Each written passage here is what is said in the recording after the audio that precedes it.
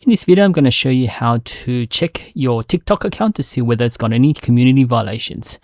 So just log into your account, then go to Privacy Settings and Privacy, and scroll down to Help Center. Tap on Help Center, then you'll see Safety Center. Check the account status, and then we'll go through that. So my account is in good standing, so no problems. And what about the reports? No issues as well. Then you can go to Profile again. So if you tap on Profile, then go to TikTok Studio.